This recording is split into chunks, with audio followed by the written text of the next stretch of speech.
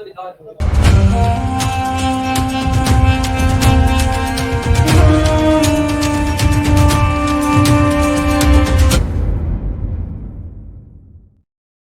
नमस्कार, बहुत स्वागत है उत्तर प्रदेश में सबसे तेजी से आगे बढ़ रहे digital platform i24 UP UK में आप सभी दर्शकों का। और आप जुड़ गए 12 बजे 12 खबर के साथ, यानी दिन भर की हर खबर से अपडेट करने का काम i24 यूपी यूके करता है। हमारे संवाददाता ग्राउंड पर है, जरा एक बार आपका परिचय करा देते हैं। हमारे साथ अखंड राय हैं, उत्तर प्रदेश की राजधानी लखनऊ से जुड़े हुए, बहुत स्वागत है अखंड। आकाश सोनी जी हैं, अलीगढ़ से हमारे साथ जुड़े हैं, बहुत स्वागत है। ज्ञानेंद्र मिश्रा प्रतापगढ़ से हमारे साथ जुड़े हैं, कानपुर नगर से हमारे साथ जुड़े हैं, स्वागत आपका भी। और दो जुड़े हैं, आदर्श ठीक 3 साल पहले उत्तर प्रदेश के मुख्यमंत्री योगी आदित्यनाथ अटल बिहारी वाजपेयी, जिसे कान्हा स्टेडियम कहता है, आज ही उन्होंने शपथ ली थी। यानी कुल अगर देखा जाए ओवरऑल सारे पहले और दूसरे कार्यकाल को मिला के योगी आदित्यनाथ के कार्यकाल को 8 साल हो गए।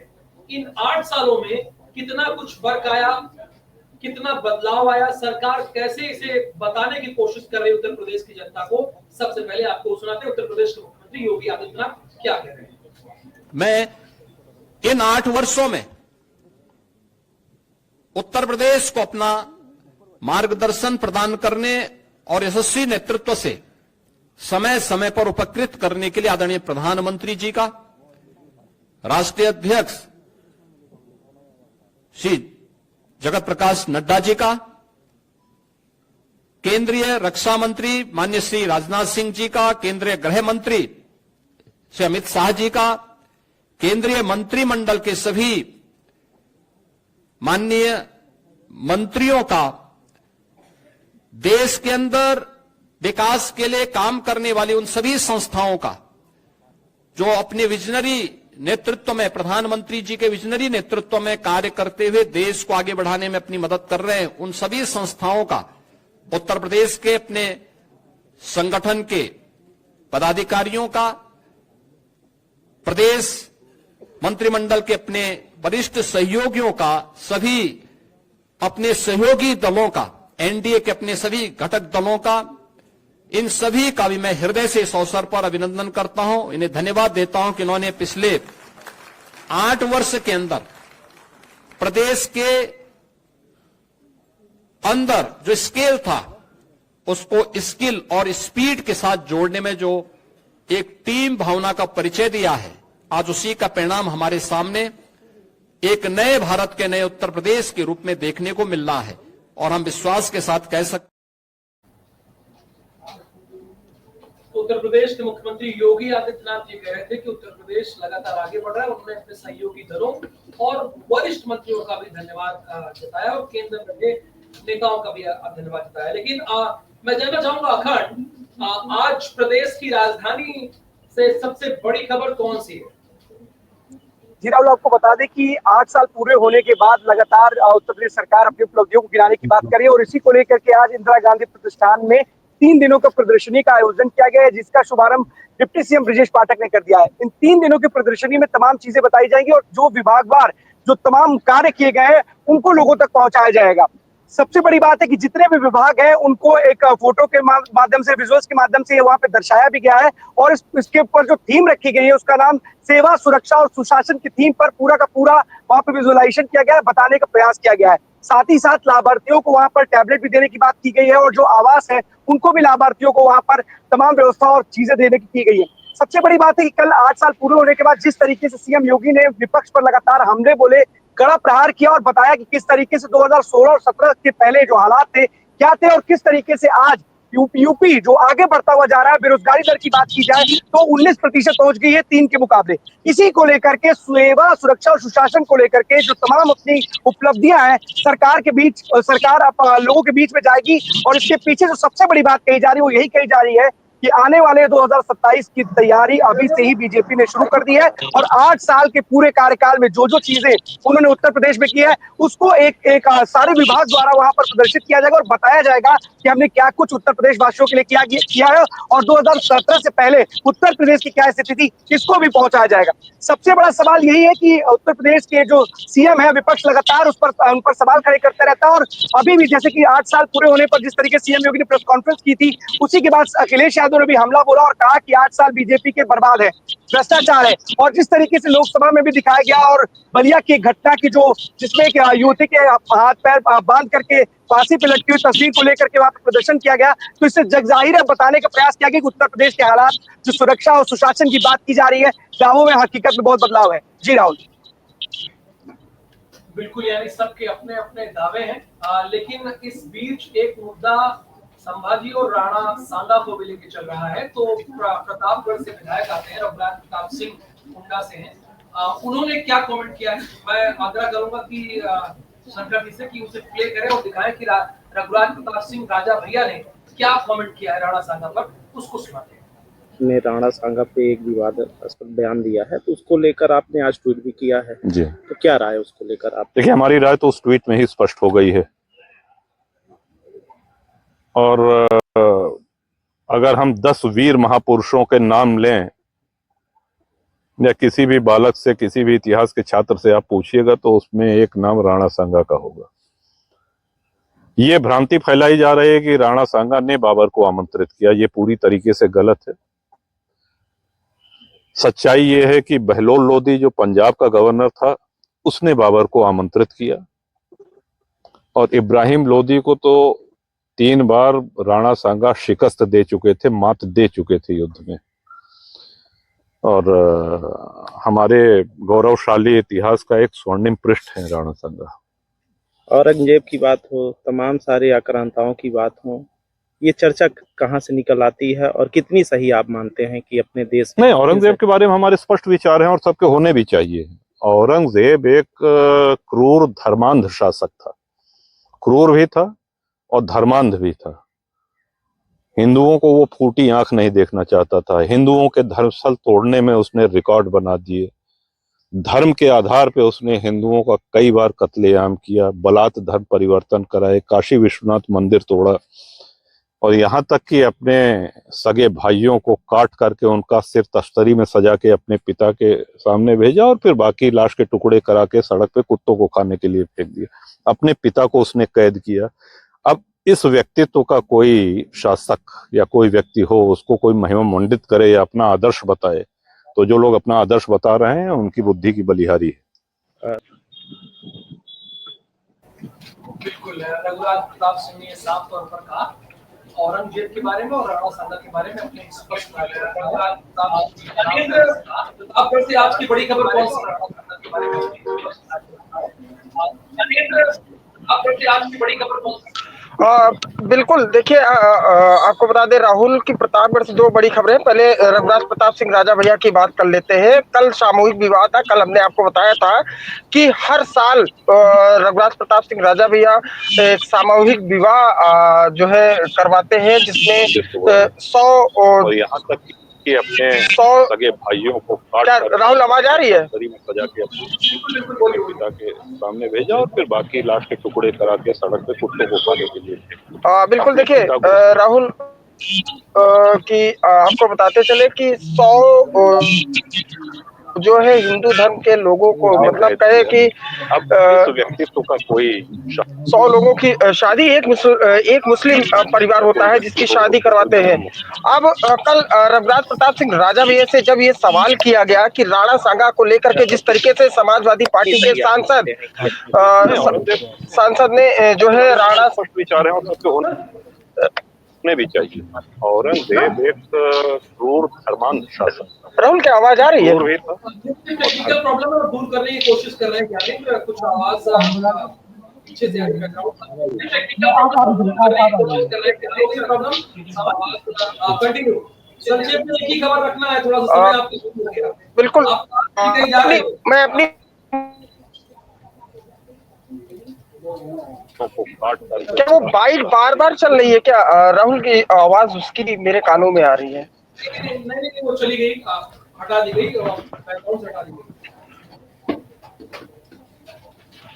बिल्कुल देखिए, राहुल आपको बता दें कि जब उनसे पूछा गया कि राणा सांगा के सवाल को लेकर के पूछा गया, तो उन्होंने साफ तौर पे कहा कि देखिए, जिस तरीके से सपा के सांसद ने जो है बोला है, ये काफी गलत ही बोला है और काफी गलत बयान है।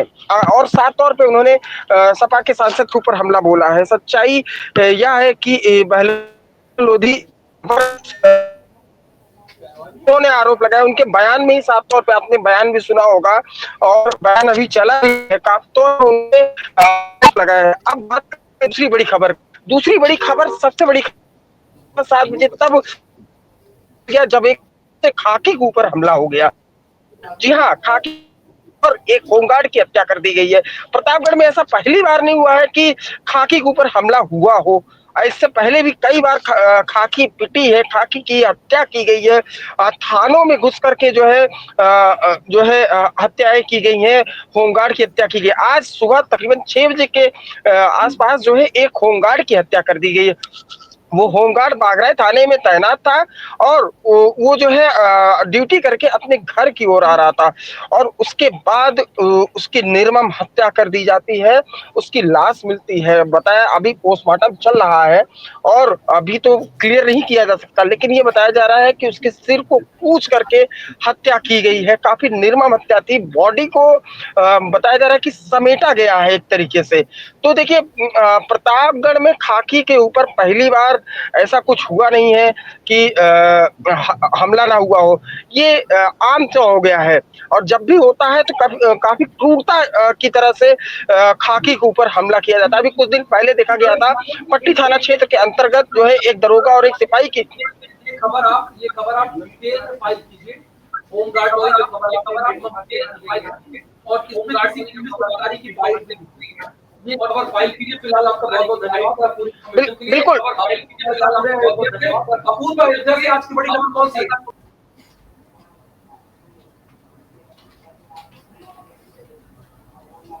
की बात है कि एक नक्सली हमले में शहीद का बेटा, जो नक्सली हमले में शहीद हुए थे, राजकुमार यादव, जो छत्तीसगढ़ में नक्सली हमले में वो शहीद हो गए थे, उनके बेटे को उसी आश्रित पर उनको नौकरी मिलती है और नौकरी यही दीपावली के आसपास दी जाती है। उसके बाद जो है उनके परिवार वालों की तरफ से इल्जाम लगाया जाता है एसडीएम के ऊपर, शिकायत किए करने का आरोप, पैसा मांगने का आरोप, और बीते मंगलवार को उसको सिर मुड़वाने का जो आरोप है लगते हुए, हालांकि में मौत हो जाता है अभी बीते दिनों। और अब कर्मचारी जो संघ है वो लगातार लामबंद होते हुए नजर आ रहे हैं। एसडीएम के खिलाफ वो धरना प्रदर्शन कर रहे हैं और साथ ही जो है डीएम को ज्ञापन भी दिया गया है कि उस जो अधिकारी है, एसडीएम है सोहावल, उसको वहां से निष्कासित किया जाए, हटाया जाए और उसको पद से बर्खास्त किया जाए। तो ऐसी लगातार मांगे उठ रही हैं। लगातार समाजवादी पार्टी से अभी कल ही जो यहाँ के अवधेश प्रसाद हैं, सांसद हैं, वो प्रेस वार्ता भी किया। उन्होंने कहा कि इस परिवार को 1 करोड़ रुपए की मुआवजा और एक नौकरी दी जाए। तो ऐसे लगातार जो एसडीएम के खिलाफ है वो आरोप लगते हुए नजर आ रहे हैं। धन्यवाद जानकारी के लिए आपका। पूर्व पाठक हमारे साथ अवनीश अवस्थी भी जुड़े हैं कानपुर से और आकाश सोनी अलीगढ़ से, आदर्श गुप्ता हरदोई से हमारे जुड़े, बाबू अभिषेक सिंह भदोई से और इंद्रजीत सिंह रायबरेली से। तो अवनीश, मेरा प्रश्न आपसे है, कानपुर नगर से आज की बड़ी खबर कौन सी है?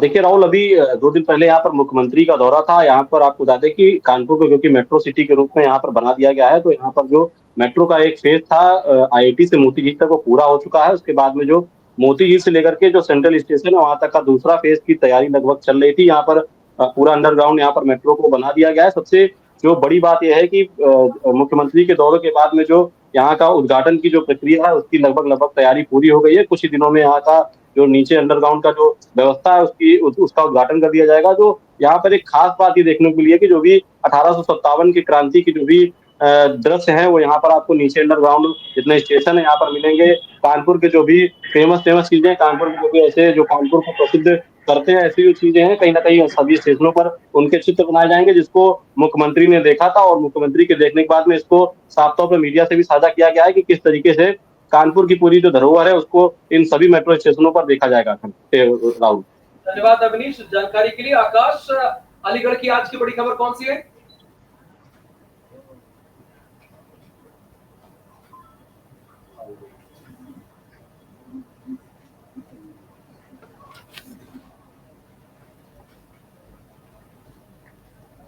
जी राहुल, मैं अलीगढ़ की सबसे बड़ी खबर इस समय की बताना चाहूंगा कि इस समय के जो बीएसए राकेश प्रताप सिंह है, उनके द्वारा एक पत्रकार पर कवरेज करने की वजह से मुकदमा दर्ज करने की धमकी दी थी।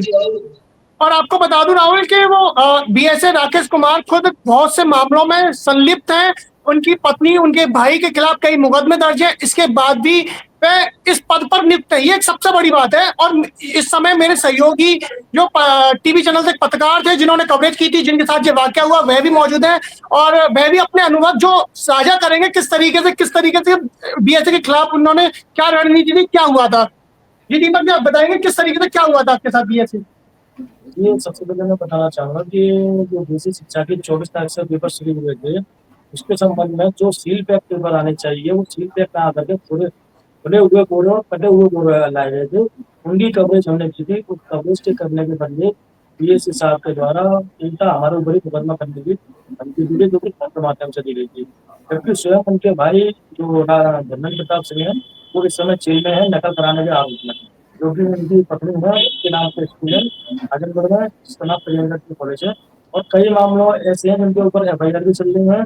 पत्रकारों को धमकी देने के संबंध में 420 की षड्यंत्रिक कई धाराओं में मुकदमा दर्ज भी चल रहा है, जांच भी चल रही है। और समझ में ये नहीं आ रहा कि ऐसे भ्रष्ट अधिकारियों के खिलाफ अभी तक प्रदेश सरकार कोई कार्रवाई क्यों नहीं। आकाश, ये पहले बताइए कि इनका नाम क्या है और इन्होंने बहुत बहादुरी का काम किया है और किस चैनल में काम करते हैं?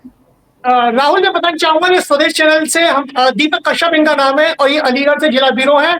और लगातार बहुत अच्छी बात है ये इनका कश्यप जी का। ये जरा इनसे पूछिए कि क्या गड़बड़ी हुई थी जो उन्होंने खबर उठाई? क्या सील बंद नहीं था जो पेपर आया था? 10वीं का पेपर था, 12वीं का पेपर था, किसका, बीए का, ग्रेजुएशन का? ये जी बिल्कुल राहुल, ये सर बेसिक शिक्षा के पेपर थे। ये बेसिक शिक्षा के पेपर थे 8वीं क्लास तक के, जो 24 मार्च से शुरू हुए हैं सभी, कल से ही। तो उनके जो सील बंद पेपर आने चाहिए, सील जो उनके द्वारा चेक होकर के और बंडल सील लगकर स्कूलों में जाने चाहिए, वो पूरे खुले लाए गए थे। तो पब्लिकेशन की जगह होती है वहां से सील पे आते हैं, वो सील लगकर आते हैं, वो खुले हुए कटे बटे बोले। अलीगढ़ का बीएसए कौन है? ये राकेश कुमार सिंह है सर, अलीगढ़ के बीएसए। राजेश कुमार सिंह है? राकेश कुमार सिंह जी, राकेश कुमार सिंह है जो कि जो मानक है उन मानकों को पालन नहीं कर रहा है ना? जी राहुल, बिल्कुल। और राकेश कुमार सिंह के द्वारा कुछ सूत्रों के द्वारा भी पता चला कि उन्होंने ये कहा है कि यदि कोई पत्रकार कवरेज के लिए हमारे कार्यालय में आता है तो उसको मारिए। इस तरह की अभद्र भाषा का भी प्रयोग राकेश सिंह के द्वारा किया हुआ बताया जा रहा है। लगातार राकेश सिंह के खिलाफ वो बीएसए है और बीएसए को अपना काम करना चाहिए। पत्रकारिता डंके की चोट पे आप भी इस खबर को फाइल कीजिए। आकाश, इस खबर को आप भी फाइल कीजिए और इस पत्रकार के साथ खड़े रहिए। जी बिल्कुल राहुल, शुरुआत से हम पत्रकार के साथ हैं और इस मामले की शिकायत मंडल आयुक्त को भी कल हमने दी है। अब ये देखना होगा कि मंडल आयुक्त बीएसए के खिलाफ किस तरह की कार्रवाई सुनिश्चित करते हैं। जी राहुल, इसमें सबसे पहले आप एसपी से मिलिए, अलीगढ़ के एसएसपी से, और जो आपके पास विजुअल्स है उस विजुअल्स के आधार पर आप बात कीजिए पुलिस से, क्योंकि बात डिनाई करेगी, सरकारी मामला है इसलिए डिनाई करने की कोशिश करेगी और बताइए कि वो हमको धमकी दे रहे हैं कि अगर आप पत्रकारिता करेंगे तो हम आपको मारेंगे। ये इस बात को उनके संज्ञान में लाइए और लिखित में बकायदा। आकाश, आप ध्यान दीजिए कि इन चीजों को लिखित में लेकर आइए।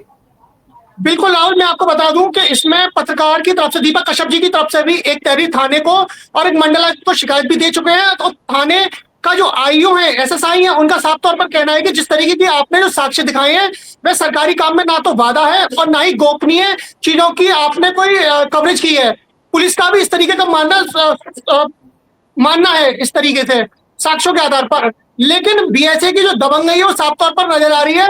आपको बता दें कई सारे साक्ष्य भी मौजूद है, कई सारे एफआईआर भी हमारे पास मौजूद है बीएसए के खिलाफ जो हो चुकी है पहले से, और कुछ खबरें भी प्रकाशित हुई है जिसमें आकाश, अभी डिटेल में बात आ नहीं पाएगी।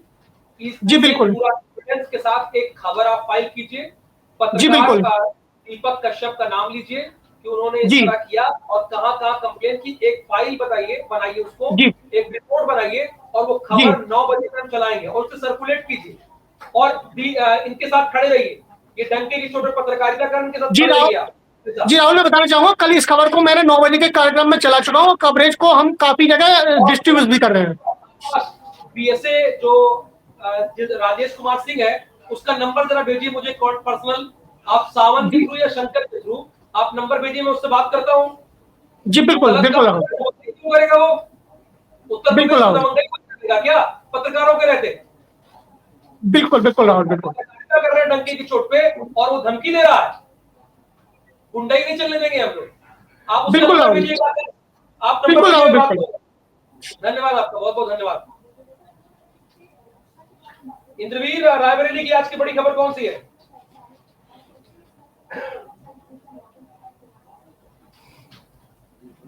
कोई नहीं है, लेकिन हमारी एक जो है सरकार की जो मंशा है, उन मंशा को जहां पे 8 साल पूरे होते हुए सरकार दावे कर रही है, उसी को लेकर के आज हमारी मौजूदगी रायबरेली घंटाघर सुपरमार्केट में है। और जहां पे हमारी मौजूदगी है, इसको रायबरेली पूरे शहर का गहना कहा जाता है इस रोड को। और ये रोड आप देखिए, मेन रोड है। हम दिखाना चाहेंगे, आप ये देखिए, ये रायबरेली भाजपा सरकार ने जहां पे आज 8 साल पूरे किए हैं, मैं दिखाऊंगा, ये गहना है रायबरेली शहर की जो मेन धरोहर जिसे कहते हैं, ये मेन रोड है और उस मेन रोड पे हमारी मौजूदगी है। यहाँ से आप सुपरमार्केट और राहुल अगर बात करें तो बड़े बड़े घंटाघर, बुक डिपो हो, अब ये मतलब मेन रायबरेली का घंटाघर चौराहा है। और ये सामने घंटाघर है, मैं कैमरामैन से कहूंगा एक बार दिखाएं, वो बोर्ड लगे हुए हैं फ्लैक्स, आपको चारों तरफ से कहीं भी जाना है राम कृपाल चौराहे पे हमारी बुक मार्केट में मौजूदगी है। और ये हालात है। और यहाँ पे कोई भी मीडिया हो, बड़ी बड़ी मीटिंगें होती हैं, प्रभारी मंत्री आते हैं, लेकिन जिस तरीके से ये देखिए, ये राहुल, ये हालात है। और यहाँ पे जिस तरीके के हालात बने हुए हैं, इन हालातों को लेकर लाइव रिपोर्टिंग IBC 24 कर रहा है। और ये हालात बने हुए हैं, यहाँ पे ई रिक्शा आए दिन गिर रहा है राहुल, आए दिन ई रिक्शा गिर रहा है, आए दिन स्कूटियां लड़ रही है। और ये बच्चे हमारे साथ, कैसा हाल है, कैसे यहाँ पे चल रहा, क्या हाल है? यहाँ पे रोड बहुत खराब है, इस समय सही कराने की जरूरत है। अभी कल ही एक रिक्शा का एक्सीडेंट हुआ। देखिए, कितने साल के हो बेटा आप? हम भैया 13 साल के हैं। सोचिए, 13 साल के बच्चे का राहुल ये कहना है कि कल एक ई रिक्शा का एक्सीडेंट हो गया, गिर गया है। और ये हालात है यहाँ पे। और इस तरीके की जो है जहाँ पे आज बड़े बड़े जो है, मैं ये नहीं कहूंगा अच्छे काम हुए हैं और भी अच्छे काम हो रहे हैं, लेकिन जो ये हालात है यहाँ के DM और यहाँ के जो और आला अधिकारी है, नगर पालिका की बात करें अगर, तो जहाँ पे नगर पालिका बड़ी बड़ी जो है चीजें बता रहा है, वहीं पे ये हालात कम से कम ये दिखना भी तो चाहिए कि आप मेन रोड पे खड़े हैं। जी, एक कहावत है, नाम बड़े और दर्शन छोटे। यहाँ से लोकसभा में नेता प्रतिपक्ष है, उत्तर प्रदेश सरकार में मंत्री है, बहुत बड़ी विधायिका है, लेकिन उसके बावजूद शहर की स्थिति क्या है आपके सामने है। हमारे संवाददाता इंद्रजीत सिंह ने पोल खोल के रख दी है। और रायबरेली के लिए एक ही कहावत सही है, मेन स्थिति है सड़क की स्थिति। सोचिए, अंदाजा लगाइए, जो गांव में होगी, दूरस्थ इलाकों में उनकी क्या स्थिति होगी। तो रायबरेली के लिए यही कहावत सही है, नाम बड़े दर्शन छोटे। उत्तर प्रदेश सरकार में मंत्री, बड़ी विधायिका के साथ साथ नेता प्रतिपक्ष लोकसभा में, लेकिन सड़क देख लीजिए तो आप चल नहीं सकते। धन्यवाद जानकारी के लिए। आदर्श गुप्ता भी प्रतीक्षा कर रहे हैं। आदर्श,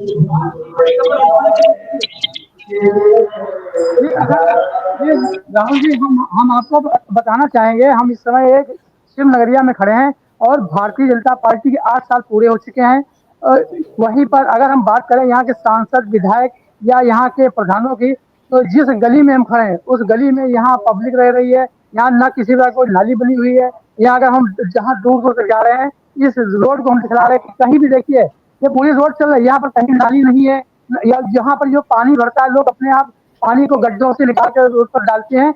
और यहाँ इतनी समस्याएं, ना कोई यहाँ प्रधान सुनने के लिए तैयार है और ना यहाँ पर सांसद सुनने के लिए तैयार, ना विधायक सुनने के लिए तैयार है। लेकिन राहुल जी, हम बताता है, यहाँ की जो सरकार है पार्क को बनवा रही है, हाईवे बनवा रही है, उसके बाद में जो वहां पर कहीं किस रोड बनवा रही है, क्या रोड को लेकर पब्लिक वहां रहेगी? अगर उनको रोड बनवानी है तो कम से कम इस मोहल्ले का भी तो ध्यान रखना चाहिए। लेकिन यहाँ पर ना तो कोई सांसद आने को तैयार है, ना विधायक। अगर प्रशासन की हम बात करें तो यहाँ ना डीएम इधर कभी आए हैं, ना एसपी आए हैं, और ना यहाँ पर कोई प्रशासन आया है। और ये जो इस रोड पर हम खड़े हैं, इस रोड की अगर हम बात करें, यहाँ हमारे सामने भाई लोग बैठे हैं, जिनके जो लोग रह रहे हैं, इनको काफी समस्याएं हैं। और समस्याओं को लेकर इन्होंने जब मुझे फोन किया तो IBC 24 उत्तर प्रदेश उत्तराखंड यहाँ पर पहुंचा है, और लाइव में कवरेज यहाँ पर दिखला रहा हूँ कि लोगों की क्या क्या समस्याएं हैं अपने चैनल के माध्यम से। हमारे सारे भाई साहब हैं, सर आइए। क्या नाम है आपका? हम बिरला से। कहाँ रहते हैं आप? यही मोहल्ले में रहते हैं। मोहल्ले क्या नाम है? क्या समस्या है इस मोहल्ले को लेकर? समस्या क्या, हमारे हरदोई से फरसाबाद मेन रोड जी, उसके चंद कदम गांव चुंगी के आगे पानी की टंकी, मछली मंडी, उसके पीछे बारात घर, उसके पीछे मेरा मोहल्ला। ये बारात घर किसका बना हुआ है? सरकारी नगर पालिका। हाँ, फिर उसके पास जस्ट पीछे ये मोहल्ला है। इसमें इतना जल भराव होता है कि हम लोग 1-1.5 फुट गड्ढे पानी उनको कंधे पर बैठा के ले जाते हैं, और केवल 150 मीटर की एरिया में ये मोहल्ला बताओ। क्या आपने किसी यहाँ पर प्रधान से शिकायत की या किसी अधिकारी को? प्रधान को, विधायक को, सबको। उनकी तरफ क्या जवाब मिला आपको? हो जाएगा, हो जाएगा, हो जाएगा, हो जाएगा।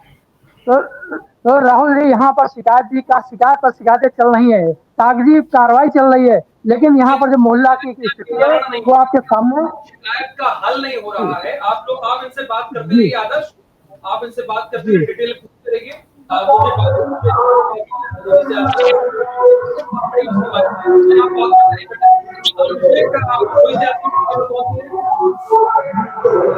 जी, अखंड अगर हम भदोही की बात करें तो भदोही में आज सुर्खियां चालू हो गई है। जो 8 वर्ष का कार्यकाल है भारतीय जनता पार्टी का उत्तर प्रदेश में, वह मुख्यमंत्री योगी आदित्यनाथ के कमलों द्वारा प्रारंभ कर दिया गया है। भदोही में आज कार्यक्रम का आगाज हो रहा है। 25-26 आज के दिन से लगातार यह देखा जाएगा 3 दिन तक जो है कि 25, 26, 27 मार्च तक यह कार्यक्रम लगातार चलता रहेगा। आज पिछड़ा वर्ग के उपाध्यक्ष भी भदोही शिरकत करने पहुंच रहे हैं।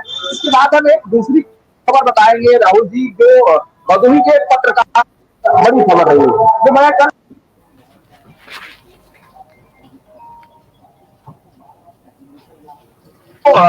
एक पत्रकारों को जो है कि कल एक प्रेस कॉन्फ्रेंस कर एक धमकी दे रहा है कि जो पत्रकार हमारे विरोध में खबर चलाए हैं उनके खिलाफ मैं शिकायत करूंगा। मनसान रूप जो है कि मेरे खबर नहीं चली है, खबरों की सच्चाई जो दिखाई गई वास्तव में वह उनको बुरा लगा। तो कहने का अगर यह देखा जाए जो प्रेस कॉन्फ्रेंस कर एक इस तरीके के बयान दे रहा है जो एक पत्रकार के लिए बड़ी बात है। ये राहुल बिल्कुल नजर बना के रखेंगे। बहुत धन्यवाद आपका, अभिषेक सिंह, और आप सभी दर्शकों का बहुत धन्यवाद। 12 बजे 12 खबर के साथ जुड़ने के लिए मुझे अनुमति दीजिए। नमस्कार।